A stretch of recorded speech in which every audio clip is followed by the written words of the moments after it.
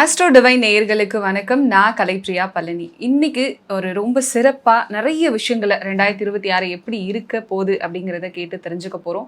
யார்கிட்ட கேட்டு தெரிஞ்சுக்க போறோம் அப்படின்னா, லக்ஷ்மி நாராயண ஸ்ரீ ராமானுஜஜியர் அண்ணா சுவாமி அவர்கள்கிட்ட தான் கேட்க போறோம். வணக்கம் சார். வணக்கம்மா. எப்படி இருக்கீங்க? நல்லா இருக்கம்மா. 2025 நிறைய விஷயங்கள் மக்கள் பார்த்தாங்க, செஞ்சாங்க, கேட்டாங்க அப்படின்னு 2025 முடிஞ்சு போச்சு. 2026க்குள்ள காலடி எடுத்து வைக்க போறோம்.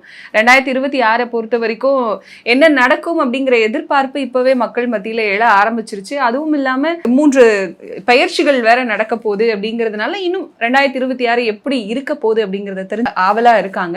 2026 எப்படி இருக்க போகுது நீங்க சொல்லுங்க. ஆஸ்ட்ரோ டிவைன் ஆன்மீக அன்பர்களுக்கு என்னுடைய அன்பான ஆசீர்வாதத்தை தெரிவித்துக் கொள்கின்றேன். 2025 பொறுத்த வரைக்கும் செவ்வாய், அதாவது பார்த்தீங்கன்னா சேனாதிபதினு சொல்லுவாங்க, அந்த ஒரு போர் கிரகம் என்று சொல்லக்கூடிய செவ்வாயினுடைய ஆண்டாகத்தான் இருந்தது. 2026 பொறுத்த வரைக்கும் ராஜ கிரகம் என்று சொல்லக்கூடிய குருவினுடைய ஆண்டாக பிறக்கின்றது. எண்கணித பிரகாரம் பார்த்தீங்கன்னா 2026 ஒன்றுக்குரியவன் யாருன்னா சூரியன். அந்த வகையில் பார்க்கும்போது 2026ஆம் ஆண்டில் ஒரு முக்கியமான பயிற்சிகளையும் நாம் சந்திக்க போகின்றோம். திருக்கணித பிரகாரம் பார்த்தீங்கன்னா நம்ம சனி பயிற்சியை சந்தித்தோம். அடுத்தது வாக்கிய பிரகாரம் பார்த்தீங்கன்னா சனி பயிற்சி எப்படி இருக்கும் என்பதை இந்த இதில் பார்க்க போகிறோம். 2026 ஆண்டாவது ஒரு நம்பிக்கை தருமா, ஒரு நிம்மதியான வாழ்வை தருமா, பிரச்சனை இல்லாத ஒரு வாழ்க்கை அமையுமா என்று எதிர்பார்ப்பது இயற்கை தானே. அந்த வகையில் பார்க்கும்பொழுது 2026ஆம் ஆண்டு 12 ராசி, அதில் பார்க்கும்போது மேஷம் தொடங்கி மீனம் வரை ஒவ்வொரு ராசிக்கான பலன்களை எல்லாம் இப்போ நம்ம சோடி பிரசனத்தில் பார்க்க போகிறோம். சரி, அடுத்ததா மிதுன ராசிக்காரர்கள், இவங்களுக்கு 2026 எப்படி இருக்க போகுது? ஏன்னா 25ல் 1008 எதிர்பார்ப்புகள் இருந்திருக்கும். எல்லாமே நிறைவேறுச்சா அப்படின்னு கேட்டா கண்டிப்பா இல்லைன்னா நிறைய மிதுன ராசிக்காரர்கள் புலம்பிக்கிட்டு இருக்காங்க. ஸோ 2026ல் எப்படி இருக்க போகுது அவங்களுக்கு? 2026 பொறுத்த வரைக்கும் நான் சொன்னேன் அல்லவா, 2 திருக்கணிதம் வாக்கியம் 2 பிரகாரமே சனி பயிற்சி. திருக்கணித பிரகாரம் பார்த்தீங்கன்னா சனி பகவான் வக்ரமாகி வக்ர நிவர்த்தியும் ஆகிவிட்டார். வாக்கியத்தை பொறுத்த வரைக்கும் சனி பகவான் வக்ரம் ஆகுவதில்லை. ஏன்னா அப்போ இப்போதான் அவர் வராரு, இந்த வருடத்துல தான் சனி பயிற்சியை சந்திக்க போகின்றார்கள். அந்த வகையில பார்க்கும்போது மிதுனத்தை பொறுத்த வரைக்கும் பாக்கிய சனி தான். சனி பகவான் பாக்கியமா இருந்தாலும் கூட முழு பலனையும் அடையவில்லை. காரணம் என்னங்கிறது இப்ப நம்ம பார்க்கலாம். கண்டிப்பா.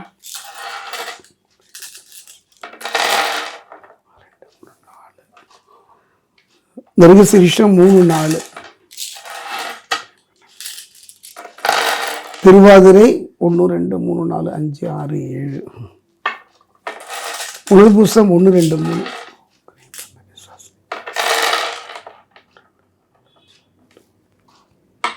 மிதுன ராசியை பொறுத்த வரைக்கும் கனவுகள் மெய்ப்படக்கூடிய ஒரு அற்புதமான ஆண்டு. அதே நேரம் பார்த்தீங்கன்னா அப்பா பிள்ளைகளுக்குள்ள சின்ன சின்ன பிரச்சனைகள் வந்து போகும். அப்பா பிள்ளைகளுக்குள்ள இல்லை பையன் அப்பாவுக்குள்ள சின்ன சின்ன பிரச்சனைகள் வந்து போகும். என்னுடைய அனுபவத்தில் பார்த்தீங்கன்னா ஒரு மனிதன் எதை வேணாலும் இழக்கலாம். அவன் இழப்பது மண்ணோ பெண்ணோ பொண்ணோ, 3ஐயும் இழந்ததை திரும்ப பெற்று விடலாம். அற்புதமான உறவு ஒரு மனிதனுடைய வாழ்க்கையில தாய் தந்தையர் உறவு. அந்த வகையில பார்க்க தந்தைக்கு பிள்ளைக்குள்ள பிரச்சனை வராம பார்த்துக்கணும். தந்தை வழியில பூர்வீக சொத்து சம்பந்தமான பிரச்சனைகள் இருந்தா அது சம்பந்தமா கொஞ்சம் கவனம் எடுத்துக்குங்க. அதே நேரம் பார்த்தீங்கன்னா கனவுகள், ஒரு மனிதனுடைய கனவு எப்படின்னா தான் வாழ்கின்ற காலத்துல ஒரு சொந்தமா ஒரு அடி மண்ணாவது சொந்தமா இருக்கணும். அழகான ஒரு வீடு வாங்கி கட்டி முடிக்கிட்ட ஒரு அற்புதமான ஒரு யோக பலன். ஒரு மனை வாங்குவாங்க, வாங்கிய மனையை கட்டி முடிப்பார்கள். ஏற்கனவே வாங்கிய மனையில பிரச்சனை இருந்தால் அந்த பிரச்சனைகள் தீர்ந்து நிம்மதியான ஒரு காலமாக இந்த அமையும். கண்டிப்பா. பட்ட கஷ்டத்துக்கெல்லாம் 2026ல் இருக்குன்னு சொல்றீங்க. மாணவர்களுக்கு எப்படி இருக்கும்? மாணவர்களை பொறுத்த வரைக்கும் மிக கவனமாக இருக்கக்கூடிய ஒரு ஆண்டு. காரணம் என்னன்னா புதனை பொறுத்த வரைக்கும் அவ்வளவு சிறப்பா அமையல.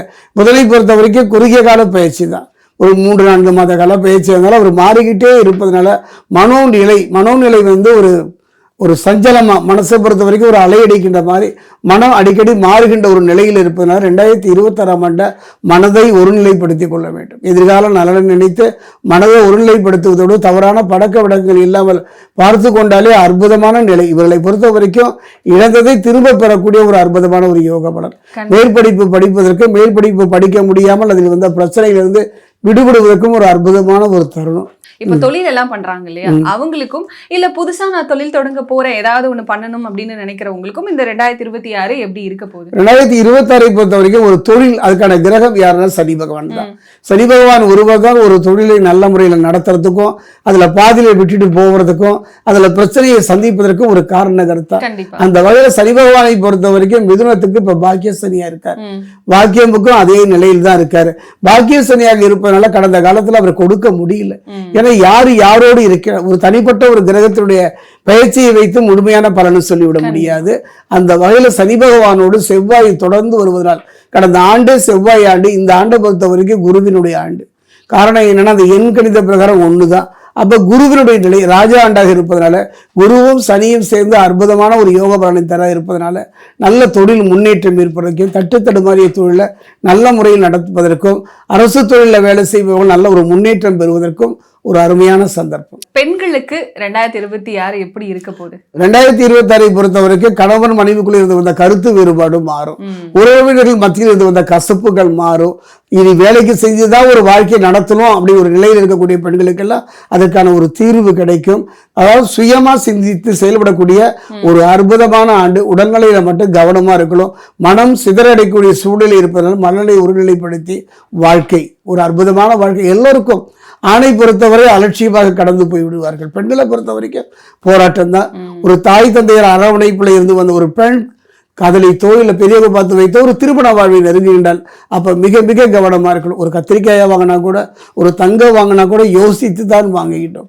அப்போ இந்த தேர்ந்தெடுக்கிறதுல கொஞ்சம் கவனமா இருக்கக்கூடிய ஒரு ஆண்டு 2026 ஆண்டு பெண்களுக்கு. கண்டிப்பா. இப்ப இந்த திருமண பாக்கியம், குழந்தை பாக்கியம் இதெல்லாம் எப்படி இருக்கு? 2026 பொறுத்த வரைக்கும் பெண்களை பொறுத்த வரைக்கும் பிரச்சனை இல்லாத ஆண்டாக, குடும்பத்தில் ஒரு சுப நிகழ்வுகள் நடக்கக்கூடிய ஆண்டாக, அற்புதமான ஒரு யோக பலம் தரக்கூடிய ஒரு ஆண்டாக அமையும். அதே நேரம் கவனமாக இருக்கணும், எச்சரிக்கையா இருக்கணும். பணவரவு எப்படி இருக்கும்? மிதுனராசியை பொறுத்த வரைக்கும் பணம் தானேங்க, பொருள் இல்லாதவருக்கு இவ்வுலகம் இல்லை.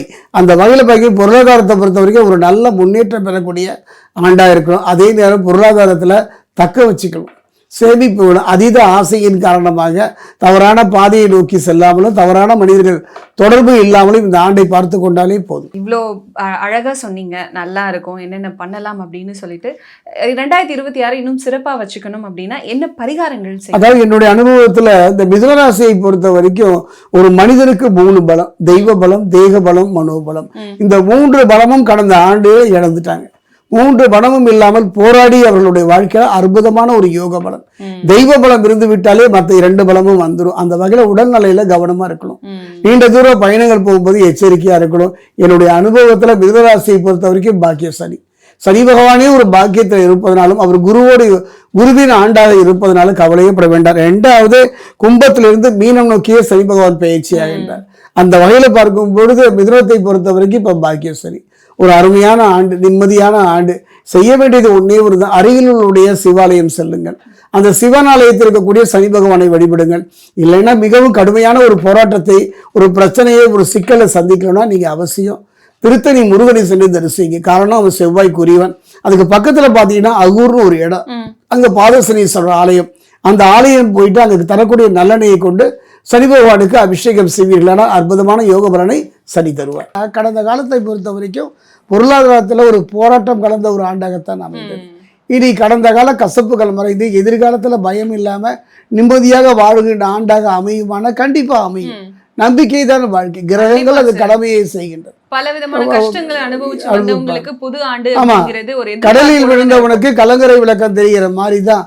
அந்த வகையில பார்த்தப்போ என்னுடைய அனுபவத்துல கிராமப்புறத்துல பாத்தீங்கன்னா இந்த அரிசி அளந்து போடுவாங்க, மாகாணியில போட்டாலும் 2 அரிசி எடுத்து படியில போட்டு போவாங்க. ஏன் காரணம்? சேமிப்பு. மனிதனுடைய வாழ்க்கையில இருப்பதை வைத்துக் கொண்டு சிறப்பாக வாழக்கூடிய ஆண்டு தான்.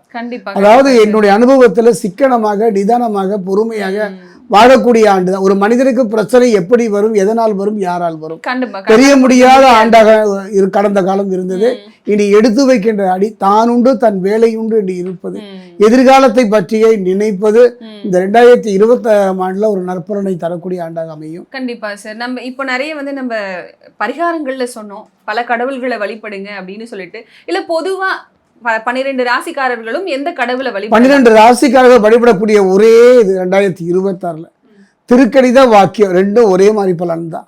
அந்த வகையில திருத்தணி திருத்தணி பாதசனீஸ்வரர் ஆலயம் சென்று சனி பகவானை அங்கே தரக்கூடிய நல்லெண்ணெயை கொண்டு அவங்க கையினாலே அபிஷேகம் பண்ணி அவர் பாதம் பணியலாம். வேறு எங்கேயுமே இந்த மாதிரி கிடையாது. ஏன்னா சனி பகவானை பொறுத்த வரைக்கும் தொடுதலோ நெருங்குதலோ கொஞ்சம் பயம், அச்சம். ஆனால் இந்த ஆலயத்தில் சிவபெருமான் இடது கையில் வில்லம்பு, வலது கையில் சிவலிங்கம் அமைச்சிருக்கார். அப்போ இவரை வழிபடுவது மிகப்பெரிய ஒரு மாற்றம், தாக்கம் வரும். 12 ராசிக்காரர்களுமே சென்று நின்று வழிபடக்கூடிய ஒரு ஆலயம் எதுன்னா திருத்தணி அருகே இருக்கக்கூடிய பாதசனீஸ்வரர் ஆலயம். பயப்படாம போய் வழிபடலாம். சனி தானே ஏதாவது பண்ணிடுவாரோன்ற எண்ணமே வேண்டாம். ரொம்ப சிறப்பா சொன்னீங்க சார். ஏன்னா 2026 உள்ள அடியெடுத்து வைக்கும் போது பலவிதமான கேள்விகள் இருக்கும், பலவிதமான அச்சங்கள் இருக்கும், குழப்பங்கள் இருக்கும். எல்லாத்துக்குமே கரெக்டா தெளிவா இதுதான் 2026 இப்படிதான் இருக்க போகுது 12 ராசிக்காரர்களுக்கும் அப்படின்னு சொல்லிட்டு ரொம்ப சிறப்பா சொல்லியிருக்கீங்க. நன்றி சார். அதாவது என்னுடைய அனுபவத்தில், அதுவும் சோழி பிரசன்ன அனுபவத்தில் ஒவ்வொரு ஆண்டுமே ஒவ்வொரு மனிதனும் யாராவது நிம்மதியாக வாழ்ந்தாங்களா, யாராவது சந்தோஷமாக வாழ்ந்தாங்க இல்லை. ஏன்னா வாழ்க்கை ஒரு வட்டம். மேலிருப்பவன் கீழும், கீழிருப்பவன் மேலும் போவது இயற்கை தானே. அந்த வகையில் பிறக்க வரைக்கும் மனித வாழ்வை பொறுத்த வரைக்கும் 3 பலம்: தெய்வ பலம், தெய்வ பலம், மனோபலம். அந்த 3 பலமும் ஒவ்வொரு காலகட்டத்தையும் கூடும் குறையும். அந்த வகையில் பார்க்கும் பொழுது என்னுடைய அனுபவத்தில் யார் கைவிட்டாங்களோ இல்லையோ குலதெய்வ வழிபாடு செய்யுங்க 2026. இந்த 2026 ஆண்டை பொறுத்த வரைக்கும் ராஜ கிரகம் என்று சொல்லக்கூடிய சூரியனுடைய ஆண்டாக இருப்பதனால எதை பற்றியும் கவலைப்பட வேண்டாம். நம்பிக்கையோடு போராடி பாருங்கள். இறுதி வெற்றி நமக்குத்தான்.